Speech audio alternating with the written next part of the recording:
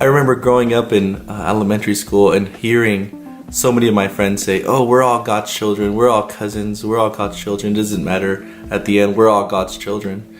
And although this could be comforting, it's actually theologically wrong, because the reality is that we are all creatures of God. God has created every one of us, and in that sense, we owe Him His due obedience as the Creator.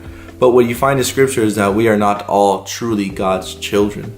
It started off with Adam and Eve in the garden, where God told Eve that her seed and the serpent's seed would always be at enmity with each other, and right away you see that happening with Cain and Abel. You see the same with Jacob and Esau. So from the very beginning, there's always been two seeds. Even in Romans 9, it talks about Israel, who was the covenant people of God. Even within that, there was the physical seed of Abraham, and then there was the spiritual seed of Abraham. So the reality is that Ephesians 2 says, by nature you are children of wrath.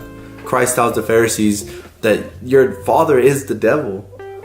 So it's heavy, right? And I understand that. But the reality is that apart from Christ, apart from the saving grace of the Father in our life, we are by nature children of wrath, sons of disobedience.